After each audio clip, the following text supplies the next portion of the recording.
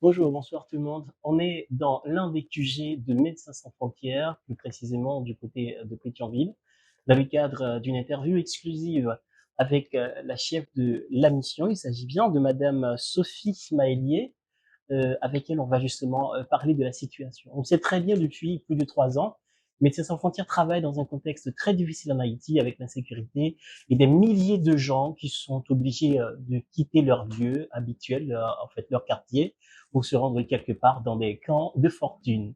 Donc avec elle, on va voir donc le travail de Médecins sans frontières. Est-ce que ça devient beaucoup plus difficile pour cette organisation qui travaille avec Haïti depuis déjà plusieurs années? Bonsoir Madame Maëlier. Bonsoir. Eh bien, comme je le disais tout à l'heure, Médecins sans frontières travaille dans un contexte très difficile. Les 3 dernières années, ça montre que la violence en Haïti, ça augmente et il y a aussi les aléas de la nature, d'une certaine manière, donc qui créent des conditions difficiles pour les Haïtiens. Maintenant, on a regardé, disons, la semaine dernière, donc un rapport que Médecins sans frontières avait publié. Dans ce communiqué, on a vu la gravité de la situation. Ma première question, dans un contexte pareil, comment fait Médecins sans frontières pour travailler avec les patients? Les activités sont adaptées en fonction des besoins que les patients ils ont et en fonction des besoins, où sont situés les patients. Là où on travaille, on a des cliniques mobiles dans les quartiers bas de Port-au-Prince. Et en suivant la situation et suivant le contexte sécuritaire et la population qui se déplace, comme on a vu ces derniers mois, on doit adapter nos activités et on doit adapter nos cliniques en fonction des besoins de la population et où ils se trouvent. Alors autrefois, Médecins sans frontières travaillait effectivement dans des conditions difficiles parce que Haïti avait toujours compté le nombre d'hôpitaux très très très bas par rapport, quand je dis en fait très minime par rapport à d'autres pays de la région. Donc il nécessite vraiment la présence de Médecins sans frontières avec tout le problème économique qu'on avait. Mais aujourd'hui, il y a les gangs armés qui compliquent la situation. Alors quel est l'impact actuel de la violence des gangs sur les opérations de MSF en Haïti? L'impact actuel de la violence des intervenants qui sévit dans Port-au-Prince a eu des conséquences sur les activités de MSF, effectivement, et la population, des milliers de gens ont dû bouger de leur quartier pour se réfugier dans d'autres endroits, comme vous avez pu le dire juste maintenant. Ensuite, on a eu une augmentation des activités parce que des blessés sont arrivés, donc un taux d'occupation des lits qui ont dû se multiplier par 50%, voire 75% à un moment donné. On a eu aussi un problème sur le fait que, dû à la sécurité, on a du mal à se déplacer. Donc, il a fallu aussi revoir et réorienter nos activités en fonction d'où était placée la population et où aussi on pouvait avoir accès à la population. Alors, je ne sais pas si vous avez donc une idée précise. euh, Combien de sites compte MSF en généralement, en fait, sur Port-au-Prince et avec la violence, ça réduit à combien? Quand vous parlez de combien de sites J'allais avec dire MSF, combien de combien centres? de centres Oui, où on travaille, vous oui, voulez oui. dire. Euh, donc à MSF, on a différentes activités.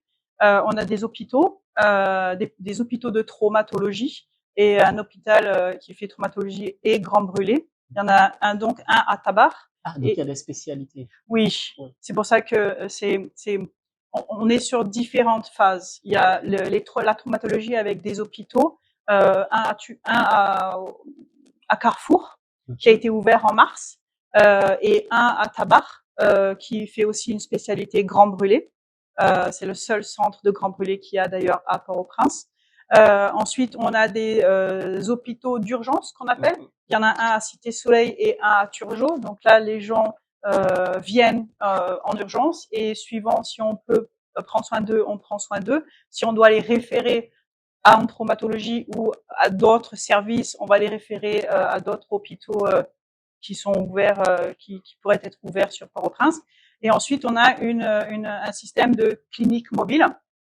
Ces cliniques mobiles, soit c'est dans des centres fixes, ou soit on s'adapte à la situation, comme on parlait avec les IDP, les gens les déplacés, suivant où ils sont. S'il y a des besoins, on va servir pour voir s'ils ont besoin de soins D'accord. de santé. Alors récemment, selon des chiffres avancés par Médecins sans frontières, plus de 578 000 personnes sont déplacées en Haïti, et tout ça, c'est à cause de la violence des gangs. Environ 112 000 d'entre elles vivent dans des camps de fortune.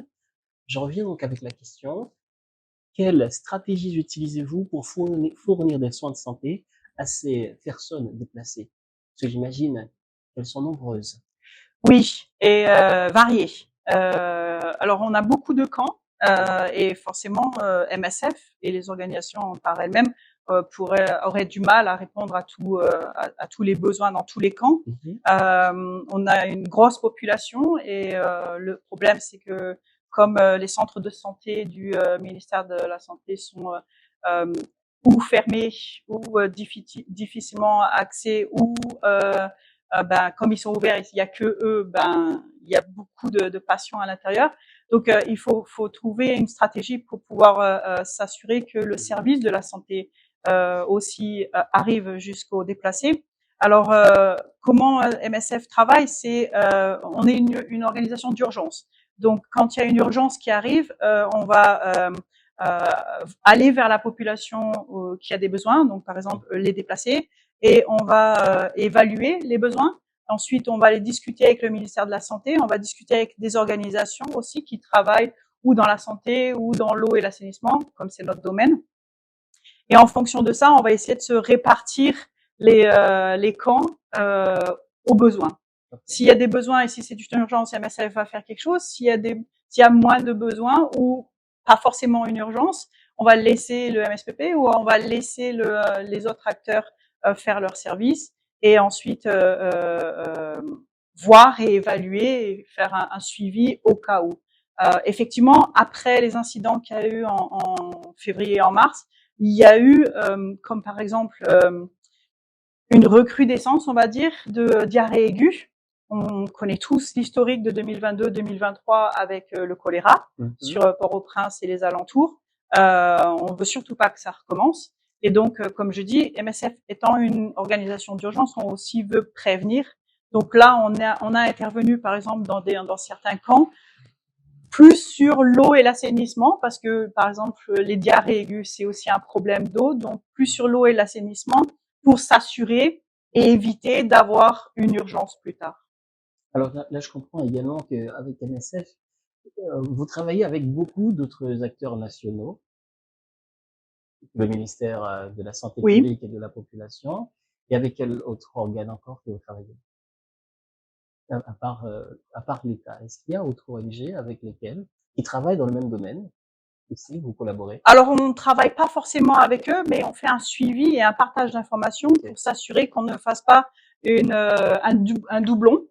Parce que il y a, comme je disais, il y a beaucoup de camps et comme on le disait, il y a plus de 100 000 déplacés. Et donc, si on ne travaillait pas ensemble, ou en tout cas si on ne collaborait pas ensemble, on pourrait avoir 2-3 cliniques dans le même camp et d'autres camps où qui auraient rien. Donc, on s'assure et c'est le rôle aussi du ministère de la Santé de faire en sorte que les besoins sont bien définis, bien organisés dans différents camps pour s'assurer que il n'y ait pas des doublons. Donc, le ministère de la Santé publique assure la coordination? Avec notre aide, oui. Avec votre aide. D'accord. Maintenant, on va voir, puisque là, je veux dire que c'est un travail qui est beaucoup plus difficile avec la question de violence et des gangs. Et quelles sont les mesures prises par MSF pour assurer donc la sécurité de son personnel? Alors, MSF, c'est, comme je disais, une organisation d'urgence qui a énormément d'expérience. On a une 50aine d'années d'expérience où on travaille dans beaucoup. Vous avez d'expérience de sécurité? Dans beaucoup de pays de très haute insécurité. Et donc, on a des procédures qu'on doit mettre en place. On a des règles à respecter. Et on s'assure que dans toutes les procédures, les règles sont mises en place. Et on fait des formations avec notre staff pour s'assurer que le staff comprenne bien comment fonctionne MSF, comment se protéger pour assurer la sécurité de notre personnel.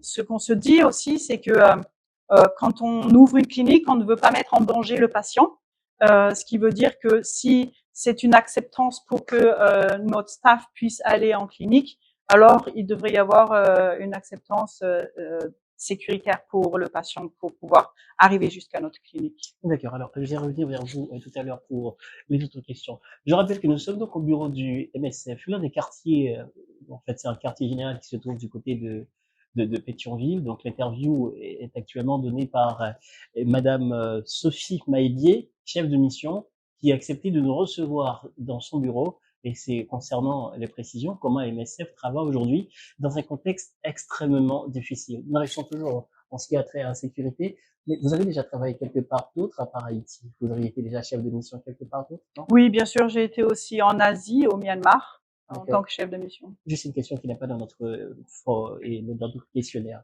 Quelle différence faites-vous entre la violence en Haïti et la violence que vous avez vécue, en fait, que MSF a dû affronter dans d'autres pays chauds comme le nôtre? Une des grosses différences, c'est que dans le pays où j'étais, il y a le gouvernement et une armée, et c'est là où c'est que il y a des tensions. Ici, c'est plus la population contre le gouvernement par lui-même. D'accord. Ok. Ben voilà. Comment l'organisation s'adaptait-elle aux risques quotidiens pour continuer à offrir des soins de qualité? Mis avant, MSF comptait déjà plusieurs centres, dont à Martissant, si je me rappelle bien. Avant, ouais. Oui, il y a d'autres endroits également. Donc MSF a dû abandonner ces endroits. C'est ça. Mais ça veut dire, est-ce que vous avez pu trouver une stratégie quand même pour toutes ces populations déplacées pour aller les rencontrer? Est-ce que vous identifiez où va vraiment et cette population, une population par exemple de Martissant, pour donner des soins de santé demandés ou nécessités, qu'elle nécessite en réalité? Effectivement, donc vous mentionnez Martissant, la population de Martissant, c'était plus dans le passé où il y a eu tout allait bien, on avait une activité là-bas et dû à la sécurité, on a dû arrêter et on sait que la population se déplace, on sait qu'il y a des besoins, donc on peut pas juste arrêter et pas trouver une solution de repli. Et c'est pour ça que le centre de Turgeot, le centre d'urgence de Turgeot a été ouvert parce que on sait que la population de Martissant était remontée un peu au-dessus et on voulait s'assurer que le centre de l'hôpital d'urgence puisse toujours accepter la population.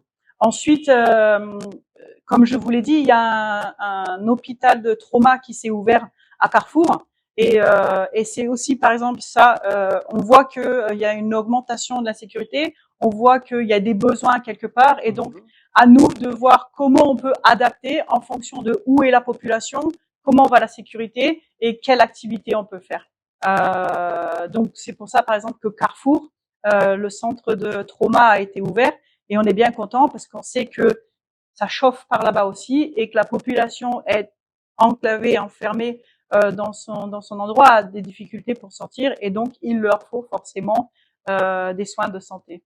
Pareil, par exemple, pour les cliniques mobiles, comme on le dit, je disais, on a des cliniques au bas de la ville, et mais la population bouge depuis ces conflits, et donc c'est pour ça qu'on a commencé des activités dans les camps. On les avait pas avant, mais depuis février-mars, où l'augmentation de la sécurité plus le mouvement de la population, on essaie de suivre la population et voir les besoins et adapter nos stratégies en fonction. D'accord. Médecins sans frontières, c'était depuis avant 2010 ou pendant 2010? Médecins sans frontières, c'était avant 2010. Avant 2010. Vous travaillez en Haïti depuis avant le tremblement de terre. Oui, oui, oui. Mais vous avez vu donc un grand changement, donc les besoins augmentent à partir de 2010. Oui, surtout que j'étais là pendant le tremblement de terre de 2010, donc j'ai répondu à l'urgence à ce moment-là. Oui.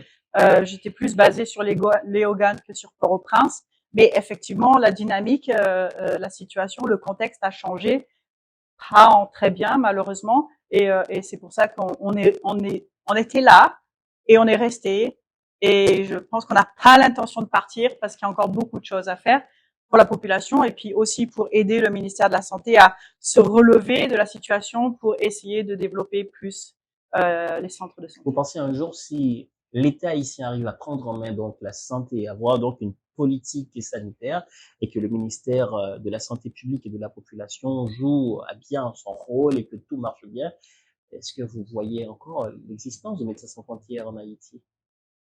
Alors, je pourrais dire que j'essaye de regarder du côté positif et que je souhaiterais que MSF ne soit pas là, ce qui voudrait dire que le système sanitaire, le Oui. système de santé fonctionne bien en Haïti.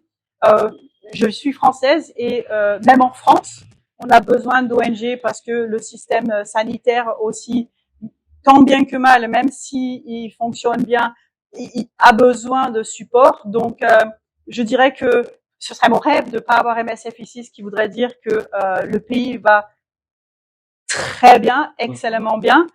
Mais ça ne m'étonnerait pas qu'MSF reste, parce que même dans mon pays, qui est un pays développé et avec la sécurité qui va bien, a besoin de services comme les ONG de En santé. effet. Voilà.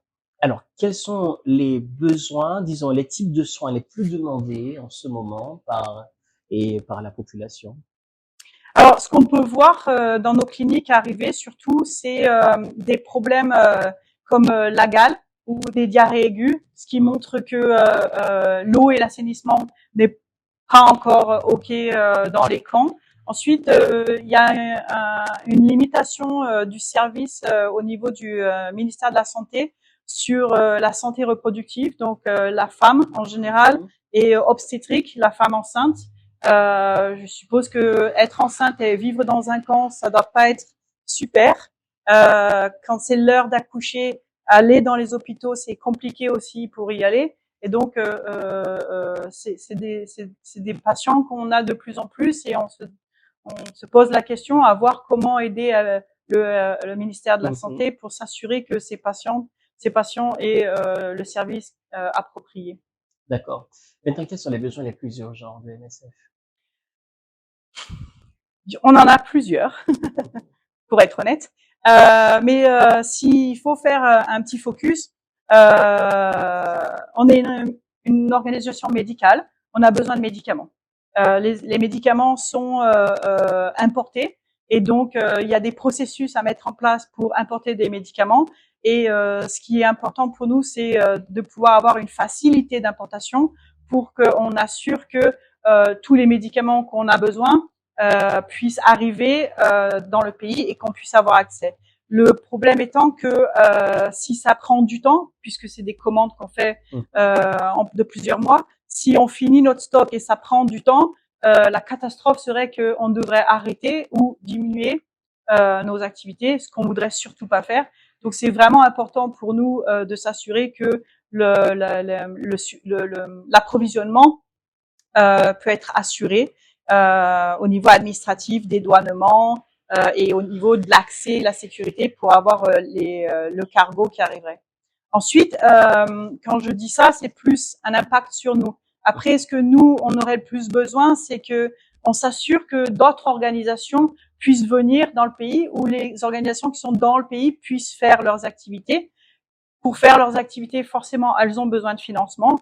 Et donc, j'encourage vraiment à ce qu'on puisse, que les donateurs puissent venir et donner plus d'argent, parce que on a besoin des organisations pour faire des activités comme dans les camps. Par exemple, je parle de l'assainissement, de l'eau. La population a besoin de ça, et si elle n'a pas d'eau, elle risque d'avoir des conséquences et on risque d'avoir d'autres urgences dans le futur.